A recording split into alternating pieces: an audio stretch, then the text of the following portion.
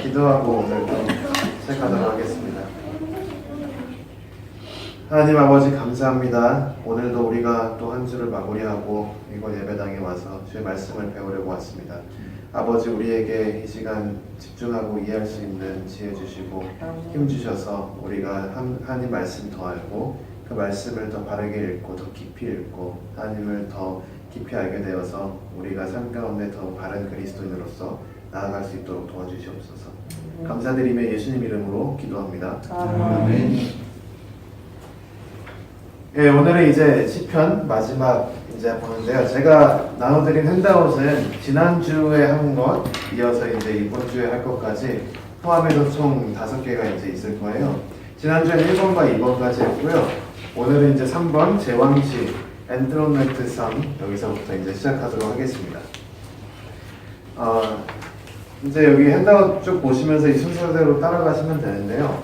제왕시의 이제 특성에 대해서 좀 얘기를 해볼게요. 제왕시는 여기 써 있는 대로 47편, 뭐 93편, 95, 96, 97, 98, 99 이쪽에 이렇게 집중적으로 몰려있는 시편들을 모아서 우리가 제왕시라고 하는데요. 이게 제왕시라고 불리는 이유는 여호와의 왕 되심을 집중적으로 강조하는 시이기 때문에 우리가 이것을 제왕시라고 합니다. 특히 이렇게 왕좌의 보좌에 앉으셔서 하나님께서 다스리시는 그런 내용들을 주로 강조하는데요. 왕이신 여호와의 통치가 이 제왕시를 쭉 보면 좁게는 이스라엘 백성 위에 있고요. 그런데 거기서 끝나는 것이 아니라 모든 이방 국가, 그러니까 만국의 하나님, 온 땅의 하나님 되시고 단순히 사람이 만든 그 사회나 나라뿐만이 아니라 그것을 넘어서서 생명이 없는 것까지도 하나님께서 통치하시는 하나님, 그렇게 하나님의 왕되심을 보여주는 시라고 우리가 볼 수 있습니다. 그래서 정말 집중적으로 하나님의 왕되심을 강조해서 찬양하는 시들이 이 제왕시입니다. 여기서 이제 우리가 좀 잘 살펴봐야 되는 게 이 야훼 멜렉이라는 단어인데요. 그 히브리어로 써 있는데 히브리어는 오른쪽에서부터 왼쪽으로 읽는 거죠. 그래서 오른쪽에 이게 야훼거든요. 야훼를 이렇게 씁니다. 그리고 뒤에 이제 왼쪽에 있는 그 단어가 멜렉인데 멜렉이 이제 왕이라는 단어죠. 그래서 아도나이 야훼랑 멜렉 왕 이 두 가지 단어가 같이 붙어서 나오는 게 이 제왕시의 특징입니다. 근데 이게 야훼 멜렉 영어로는 YHWH 이렇게 우리가 쓸 수 있는데요. 이 야훼 멜렉이라는 뜻을 영어로 번역할 때는 이게 영어로는 번역하기가 쉽지가 않아요. 왜냐하면 히브리어에 이렇게 단어 두 개가 연결되어 있으면 이 뜻이 다양하게 해석될 수가 있거든요. 근데 한 3가지 정도 학자들이 이제 이 야훼 멜렉 시편에 나오는 것들을 쭉 분석해보면 한 3가지 정도로 이해할 수 있겠다 얘기를 합니다. 그래서 이 야훼 멜렉을 한국말로 번역하면 첫 번째로 여호와께서 다스리신다 라는 내용으로 우리가 해석을 할 수가 있습니다. 또 여호와는 왕이시다 라고 해석할 수도 있고요. 또 하나는 여호와께서 왕이 되셨다 라고 해석할 수가 있습니다. 근데 이렇게 어떻게 해석하느냐에 따라서 하나님 나라와 그 나라에 통치하시는 하나님에 대한 내용이 살짝 바뀌죠. 여호와께서 다스리신다 하면 이 하나님의 나라가 지금 이곳에서 어떤 역할을 하고 있는지, 그리고 어떤 일을 하고 있는지를 보여주시는 거죠. 그러니까 하나님과 그 나라는 하나님의 통치가 지금 현재 진행형으로 이루어지고 있다는 걸 강조하는 거고요. 여호와가 왕이시다 이렇게 선포하는 것은 하나님이 누구신가, 하나님의 정체성과 하나님의 그 롤을 이제 보여주는 거라고 볼 수가 있습니다. 여호와께서 왕이 되셨다는 여호와께서 우리 왕이 되신 그 이벤트, 그 사건, 그런 것들을 강조하는 거죠. 근데 이런 것들이 다 따로 이렇게 구별되는 게 아니라 서로 이렇게 오버랩도 되고 서로 이렇게 보완해주는 뜻이라고 우리가 이해하면 됩니다. 그래서 꼭 이 중 셋 중 하나만 골라야 되는 게 아니라 이러한 내용들이 모두 다 내포되어 있다는 것을 기억하고 이 야훼 멜렉이라는 단어를 보면 좋을 것 같습니다. 야훼 멜렉이 이제 제왕시에 다 나오는데요. 이것을 이제 좀 집중해서 한 10편, 98편 우리가 보면서 이 제왕시에 대해서 조금 더 깊게 알아보도록 하겠습니다. 시편 98편 한번 펴볼까요?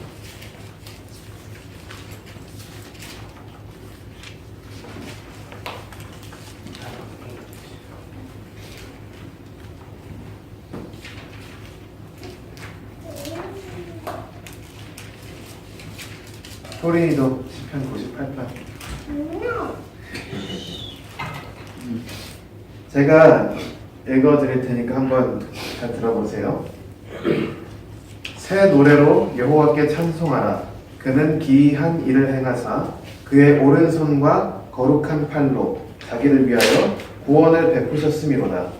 여호와께서 그의 구원을 알게 하시며 그의 공의를 묻 나라의 목전에서 명백히 나타내셨도다. 그가 이스라엘의 집에 베푸신 인자와 성실을 기억하셨으므로 땅 끝까지 이르는 모든 것이 우리 하나님의 구원을 보았도다. 온 땅이여 여호와께 즐거이 소리칠지어다. 소리내어 즐겁게 노래하며 찬송할지어다. 수금으로 여호와를 노래하라. 수금과 음성으로 노래할지어다. 나팔과 호각 소리로 왕이신 여호와 앞에 즐겁게 소리칠지어다. 바다와 거기 충만한 것과 세계와 그 중에 거주하는 자는 다 외칠지어다. 여호와 앞에서 큰 물은 박수할지어다. 산악이 함께 즐겁게 노래할지어다. 그가 땅을 심판하러 임하실 것이미로다. 그가 의로 세계를 판단하시며 공평으로 그의 백성을 심판하시리로다. 아멘. 우리 방금 본 그 야훼 멜렉이 여기선 6절에 나와요. 그 나팔과 호각 소리로 왕이신 여호와 앞에 즐겁게 소리칠지어다. 살짝 좀 변형돼서 나오는데 여기서는 이제 하멜렉 야훼로 나오죠. 하는 이제 article the로 번역하면 the king 야훼 이렇게 번역할 수 있어요. 이게 꼭 나옵니다. 그 제왕시에서는. 이걸 좀 우리가 구조를 좀 이렇게 살펴볼게요. 이게 2절로 나눠져 있어요. 시편 98편은 총 2절이 있는데 첫 번째 절이 이제 1절부터 3절이고요. 두 번째 절이 4절부터 9절이라고 볼 수 있습니다. 각 절마다 또 두 파트로 나눠져요. 1절은 찬양으로 부르는 내용이고요. 1절 후반부부터 3절까지는 그 찬양을 하는 이유에 대한 설명입니다. 그 후반부 똑같아요. 4절부터 8절은 찬양으로 부름이고 9절은 그 찬양을 하는 이유 이렇게 나타내는 것입니다. 그래서 찬양으로의 부름, 그 다음에 우리가 왜 찬양해야 하는가 그 이유, 그거를 두 번 반복해서 하는 게 시편 98편의 구조입니다. 그래서 시편 98편 1편 보면 이렇게 찬양으로 부름으로 시작을 합니다. 새 노래로 여호와께 찬송하라. 그는 기이한 일을 새 노래로 여호와께 찬송하라. 그 다음에 그는 기이한 일을 행하사부터는 이제 우리가 왜 새 노래로 여호와께 찬송해야 하는가 내용을 나타내는 것이죠. 네, 보시면 그는 기이한 일을 행하사 그의 오른손과 거룩한 팔로 자기를 위하여 구원을 베푸셨음이로다. 여호와께서 그의 구원을 알게 하시며 그의 공의를 묻 나라의 목전에서 명백히 나타내셨도다. 그가 이스라엘의 집에 베푸신 인자와 성실을 기억하셨으므로 땅 끝까지 이르는 모든 것이 우리 하나님의 구원을 보았도다. 1절부터 3절은 일단 이스라엘부터 시작을 합니다. 이스라엘과 하나님 사이에서 그 언약 관계 속에서 또 이스라엘이 국가로서 가지고 있는 그 특수한 역사 가운데 하나님께서 구원하신 일을 바라보면서 그렇기 때문에 이스라엘은 여호와께 새 노래로 찬송하라 라고 이제 예배로 부르는 거죠. 그런데 이스라엘에서 끝나지 않습니다. 4절 가시면 온 땅이여 여호와께 즐거이 소리칠지어다 이렇게 나옵니다. 그러니까 4절부터는 3절 끝부분부터 사실 그래요. 땅 끝까지는 모든 것이 하나님의 구원을 보았기 때문에 4절부터는 단순히 이스라엘뿐만이 아니라 그걸 더 확장시켜서 온 땅이 여호와께 즐거이 소리칠지어다 라고 예배로 이렇게 부르는 것입니다. 제가 앞서 말씀드린 이 제왕시는 이스라엘의 찬송도 있지만 이스라엘을 다스리시는 하나님뿐만이 아니라 온 그 백성을 다스리시고 그걸 떠나서 더 크게 보면 모든 피조물을 다스리시는 하나님이 나온다 했죠. 그래서 4절에는 이제 온 땅이 여호와께 소리치는 장면이 나오고요. 그리고 이제 7절 가보시면 바다와 거기 충만한 것과 세계와 그 중에 거주하는 자는 다 외칠지어다. 그러니까 이제 모든 피조물까지도 부르는 거예요. 해서 하나님을 찬양하라 이야기를 하는 거죠. 이 내용을 보면서 이제 우리가 먼저 일단 알 수 있는 것은 하나님께서는 정말로 모든 것을 창조하시고 다스리시고 유지하고 계시는 하나님이기 때문에 우리가 하나님의 그 위대함 앞에 찬양하는 것이 너무 당연합니다. 근데 9절 말씀이 이제 또 찬양하는 이유가 나오거든요. 두 번째 이유. 9절 말씀 보니까 그가 땅을 심판하러 임하실 것이미로다. 그가 의로 세계를 판단하시며 공평으로 그의 백성을 심판하시리로다. 여호와께서 찬양을 받아야 하는 이유는 하나님께서는 의와 공평으로 이 땅을 다스리시기 때문입니다. 그러니까 우리가 제왕시를 읽으면서 하나님께서 보좌에 앉으셔서 다스리시는데 어떻게 다스리시는 것까지 나오는 거죠. 그리고 재밌는 건 이거예요. 하나님께서는 의와 공평으로 다스리시는데 그게 여호와께서 찬양받을 이유가 된다는 것입니다. 또 뒤집어서 얘기를 하면 의와 공평으로 다스릴 수 있는 인간은 없다는 것을 우리가 알 수 있는 것이죠. 실제적으로 인간의 역사가 그런 것을 계속해서 거듭해서 증명하고 있고요. 따라서 우리가 살아가는 이 땅에서는 고통과 불의와 억울함과 속상함이 항상 있을 수밖에 없지만 그런데 하나님께서는 그렇게 통치하지 않으시고 하나님께서는 하나님의 그 성품이신 거룩함과 의로움과 공평함으로 이 세상을 다스리시기 때문에 그래서 우리가 하나님이 다스리시는 것에 대해서 정말 기쁘게 찬양을 할 수가 있는 거예요. 물론 이것이 하나님을 모르는 악인들한테는 찬양의 이유가 아니라 도망가는 이유가 되겠죠. 왜냐하면 그들은 공평과 의로운 하나님 앞에 서면 예수 그리스도의 그 보혈의 용서함 없이 서면 그들의 죄가 그 낱낱이 드러나고 그 죄에 대해서 벌을 받을 것이기 때문에 찬양을 하기는커녕 도망가기 바쁠 것입니다. 따라서 우리는 하나님을 믿는 자로서 예수 그리스도의 보혈의 은혜로 이렇게 하나님께 의롭다함을 받은 자로서 이러한 찬양에 또 이러한 하나님의 통치하심의 기쁨으로 우리가 찬양할 수가 있는 것입니다. 그래서 제왕시를 읽을 때 이게 단순히 그냥 지금 현재 상황에서만 끝나는 게 아니에요.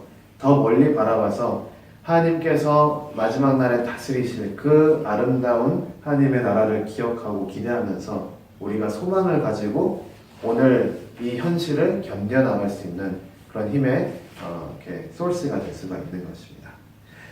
그래서 이게 이제 그 예수 그리스도에 대한 연결로 우리가 좀 볼 수가 있어요. 제가 이사야 52장 7절을 거기서 했는데요. 이사야 52장 7절을 잠깐 보겠습니다.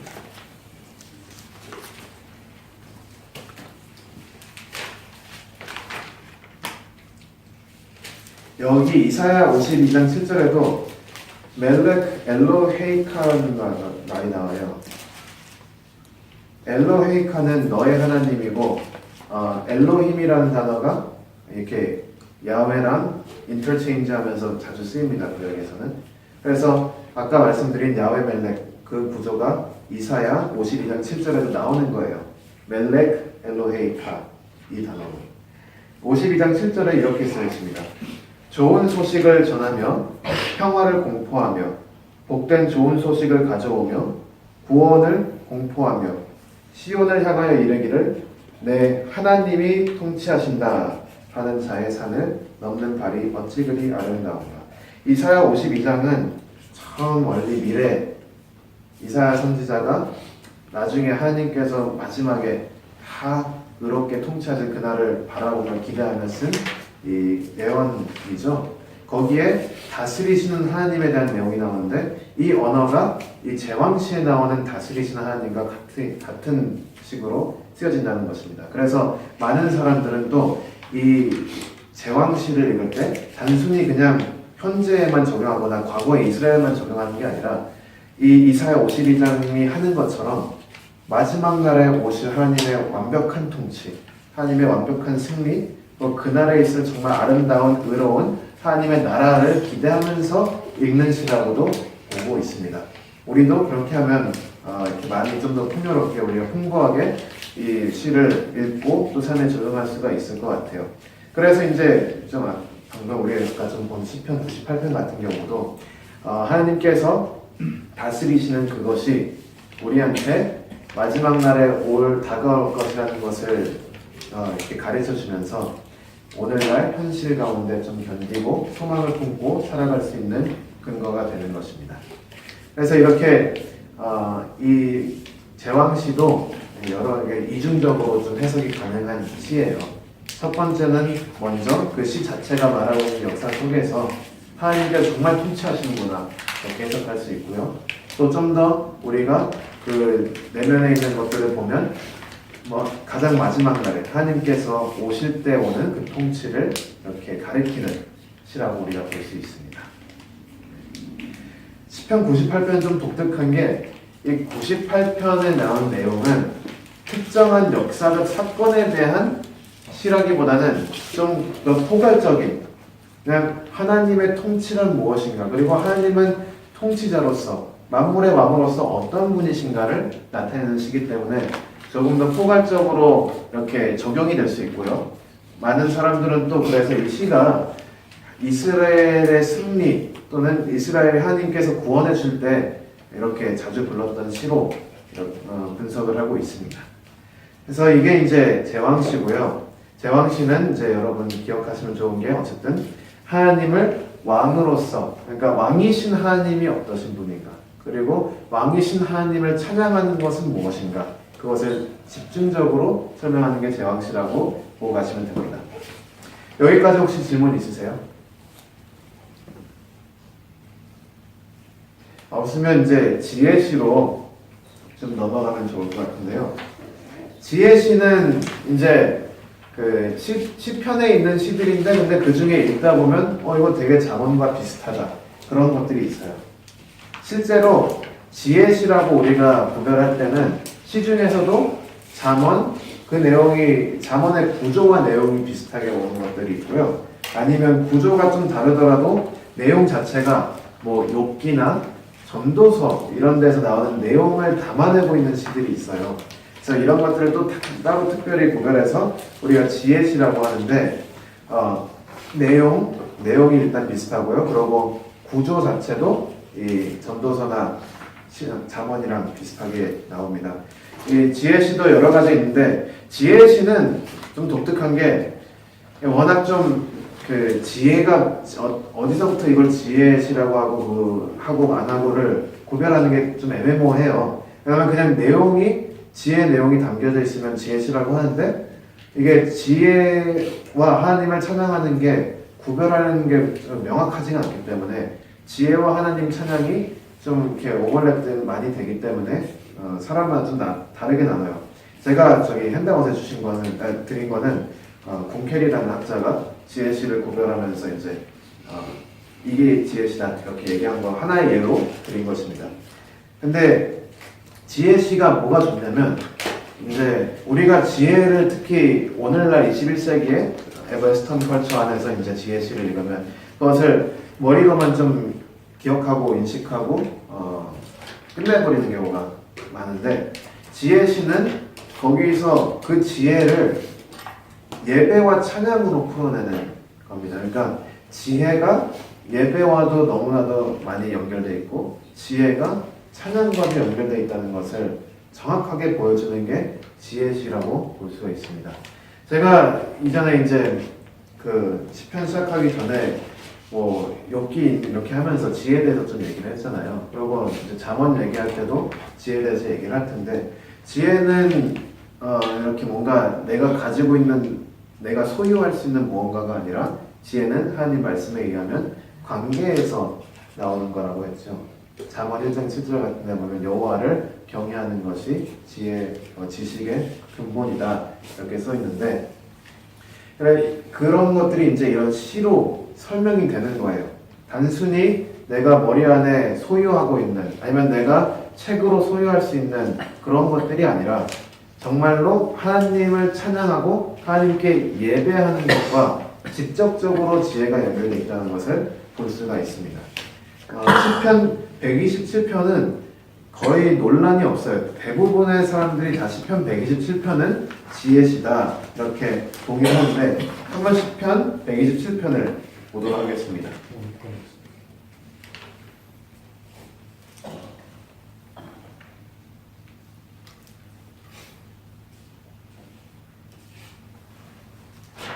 제가 시편 127편을 한번 읽어보겠습니다.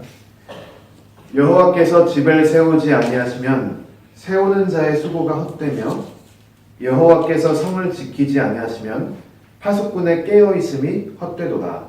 너희가 일찍이 일어나고 늦게 누우며 수고의 떡을 먹음이 헛되도다. 그러므로 여호와께서 그의 사랑하시는 자에게는 잠을 주시는도다. 보라, 자식들은 여호와의 기업이요 태의 열매는 그의 상급이로다. 젊은 자의 자식은 장사의 수중의 화살 같으니 이것이 그의 화살통에 가득한 자는 복되도다. 그들이 성문에서 그들의 원수와談판할 때에 수치를 당하지 아니하리로다. 시편 127편 1절 2절 보면 뭐 헛되도다 계속 나오죠. 약간 전도서 느낌 나고요. 3절부터 5절 같은 데는 뭐 자식들은 여호와의 기업이요 태의 열매는 그의 상급이로다. 이렇게 파랄렐리즘을 쓰면서 지혜를 얘기하는데 잠언의 구조와 굉장히 비슷합니다. 그래서 이런 식으로 이 지혜의 내용들을 시로 찬양으로 풀어내는 것이 이제 지혜시인데 이 시편 127편은 좀 재밌어요. 두 가지 내용이 나옵니다. 1절부터 2절에 하나가 나오고 3절부터 5절에 또 두 번째 내용이 나와요. 근데 이게 대조가 되면서 정말 지혜란 무엇인가? 왜 지혜는 하나님을 경외하는 것인가? 그것이 그 대조함에서 나옵니다. 1절부터 2절 내용을 요약하면 간단해요. 여호와를 떠나서 노력하는 것은 헛될 수밖에 없다. 그래서 여호와께서 집을 세우지 아니하면 세우는 자의 수고가 헛되며 여호와께서 성을 지키지 아니하시면 파수꾼의 깨어 있음이 헛되도다.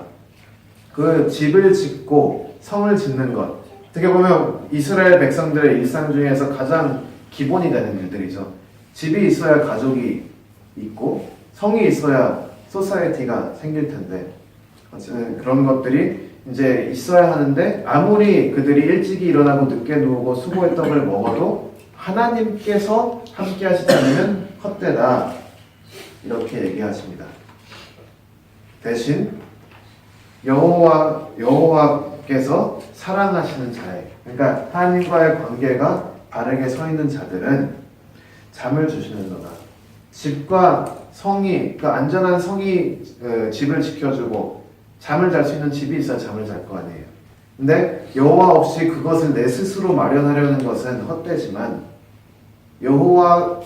여호와께 좋은 관계에 있는 사람들은 하나님께서 잠을 주신다. 이런 내용을 담고 있는 것입니다. 안전한 곳에서 잠을 잘 수 있는 것을 여호와께서 직접 프로바이드 하시는 거죠. 3절부터 5절 말씀은 이제 그거와 상반되는 내용으로 이제 그 2절 후반 그 말씀을 풀어내는 거예요. 보라, 자식들은 여호와의 기업이요 태의 열매는 그의 상급이로다. 가정을 얘기를 하면서 특히 자식에 대해서 얘기를 하면서 젊은 자의 자식은 장사의 수중에 화살 같으니, 그러니까 활잡이가 화살을 잡은 것과 같이 이 자식들이 그렇게 굉장히 용맹하고 유용하다는 것을 얘기하면서 그 내용의 끝의 결론이 뭐냐면 5절에 그들이 성문에서 그들의 원수와談판할 때에 수치를 당하지 아니하리로다. 여호와께서 복을 주시는 자에게는 성문에서 원수와談판할 때 수치를 당하지 않습니다. 그리고 그 이유는 뭐냐면 가정 안에 화살과 같은 자녀들을 여호와께서 주셨기 때문이죠. 앞서 1절에서 1, 2절에서 본 얘기를 보면 여호와 없이는 내가 내 스스로 집을 지으려고 해도, 내가 내 스스로 성을 쌓아 올리려고 해도, 심지어 그걸 하려고 밤에 늦게 자고 아침 일찍 일어나면서 정말 수고의 열매를 밤낮으로 먹어도 여호와가 없으면 그게 되지가 않는데 여호와께서 도우시면 성문에서 수치를 당하지 않는다. 이렇게 얘기를 하는 거죠. 이거를 또 한마디로 요약하면 지혜로운 사람은 여호와를 경외하는 사람이다. 여호와를 경외하는 그 바른 관계 가운데 서 있는 사람이 이렇게 여호와의 도우심 안에서 헛되지 않은 삶, 의미가 있는 삶, 그리고 풍요로운 삶을 살 수가 있다는 것이죠. 이 시편 시임에도 불구하고 굉장히 잠언적인 느낌 나오고요. 그리고 또 이 헛된다는 얘기 같은 것도 되게 전도서적인 느낌이 납니다. 이렇게 이 시편 잠언 내용 그리고 욥기에 나오는 내용까지도 이렇게 연결이 되는 내용을 품고 있는 시들. 그래서 하나님을 경외하는 게 지혜로운 거다라는 것을 가르쳐주는 시들을 우리가 묶어서 이렇게 지혜시라고 보고 있습니다. 혹시 여기까지 또 질문 있으시면 지금 물어보시면 좋겠습니다. 예, 오늘은 설명이 아주 잘 풀리고 있나봐요. 믿음시 마지막 이제 그 종류인데요. 믿음시에 대해서 좀 얘기하면 좋겠어요. 믿음시는 그 서브 캐테고리예요. 하류, 분류 뭐라고 하지? 핸드아웃에 없죠? 네. 핸드아웃 제일 끝쪽에. 주요 나오는 핸드아웃의 끝에 나오는 지혜시까지는 그래요? 네. 그러면 믿음시는 되게 짧아요. 사실 세 줄밖에 없거든요. 그러니까 믿음시의 특성은 뭐냐면 이 애가 형태 또는 서술 찬양 형태를 많이 따라가요. 근데 그게 잘 생각해보면 말이 되는 게 믿음이 가장 강력하게 행사될 때는 언제냐면 애가를 부를 상황에 처했을 때죠, 사실. 또는 그 정반대로 서술 찬양할 때, 그러니까 하나님을 정말 기쁜 마음으로 찬양할 때도 이 믿음이 정말 강력하게 행사가 될 수 있습니다. 그래서 이 믿음시는 대부분 애가 또는 서술 찬양의 변형본으로 우리가 좀 볼 수가 있어요. 그래서 특히 이 믿음시는 하나님을 신뢰하겠다는 그 신앙 고백, 하나님을 신뢰해야 된다라는 그 명령, 이 하나님을 신뢰함에 대한 내용들이 굉장히 강력하게 강조되는 시대를 모아서 우리가 믿음시라고 합니다. 시편 46편이 대표적인 시편 46편을 좀 보도록 하겠습니다.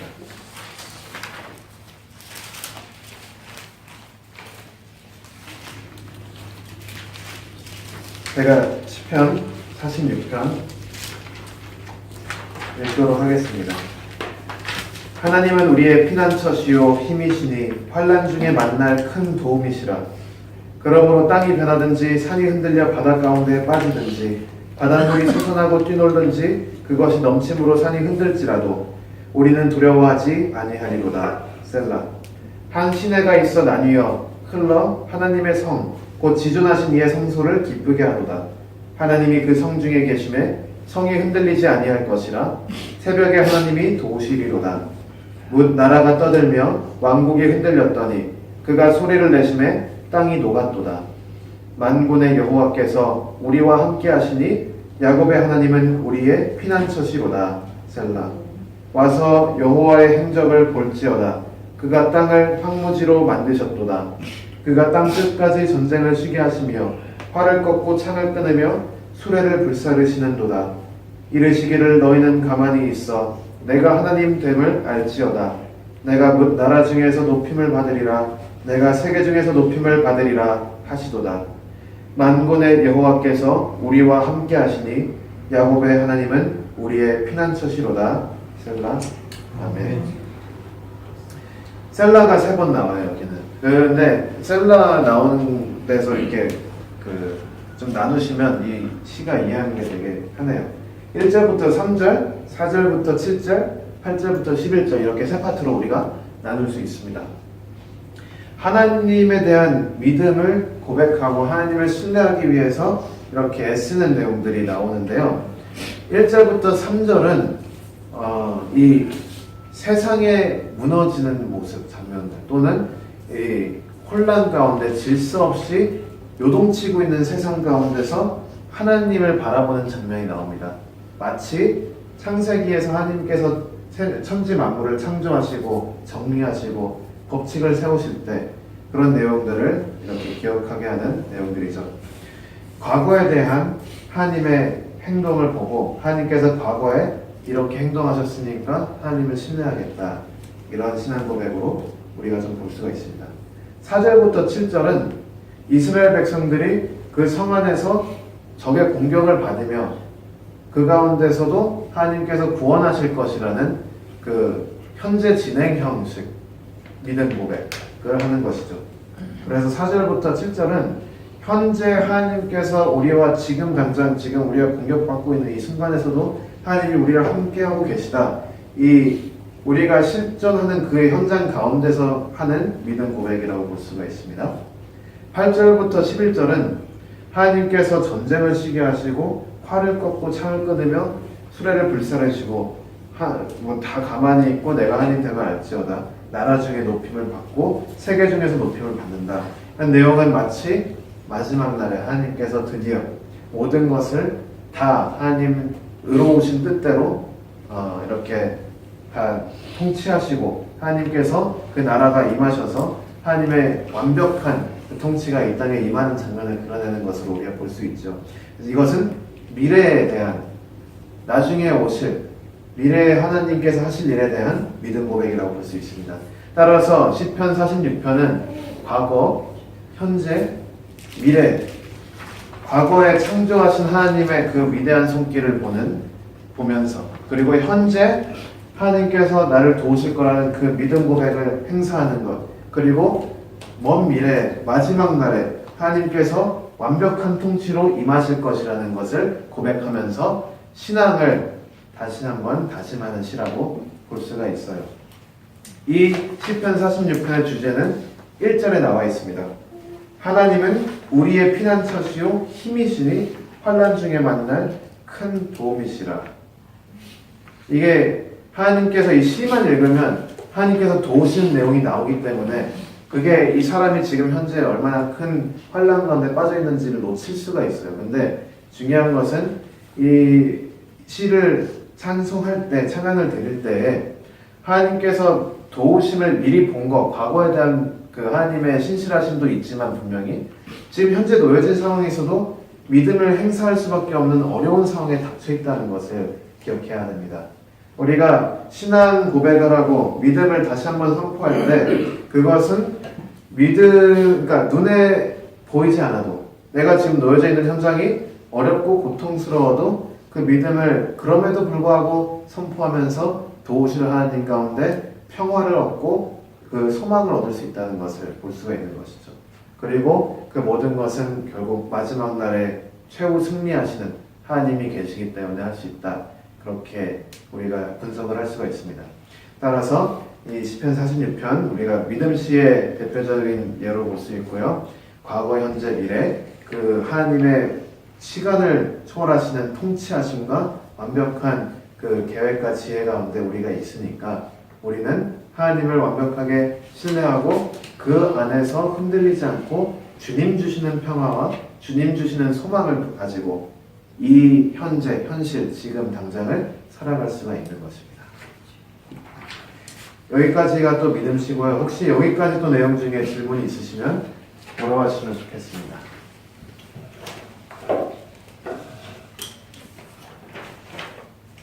네, 없네요. 다행이다. 그 시편은 일단은 여기까지 하도록 할게요. 제가 뭐 여러 가지 종류도 말씀드리고 뭐 시편 분석하는 것도 몇 가지 좀 도구도 소개해드리고 했는데 그래도 어쨌든 가장 좋은 것은 직접 또 가서 이제 시를 읽으면서 이 시편을 읽으면서 하나님께서 그 시편을 통해서 주시는 말씀 이렇게 묵상하고 또 그 시에 따라서 우리가 그 시에서 나타나는 감정에 예민하게 기울여서 우리 삶 가운데도 더 깊이 적용할 수 있는 것이 중요합니다. 그래서 우리가 지난 몇 주간 배운 걸 가지고 이제 가셔서 시편을 읽을 때 좀 더 풍성하게 시편을 읽고 적용할 수가 있었으면 좋겠습니다. 앞으로 이제 다음 주부터는 이제 잠언을 들어가는데요. 잠언 또한 잠언 나름대로 또 여러 가지 우리가 알면 훨씬 더 잠언을 읽고 적용하는 데 도움이 되는 게 있으니까 또 이제 기대해 주시고 기다려 주시고 저도 준비를 해서 보도록 하겠습니다. 감사합니다. 감사합니다.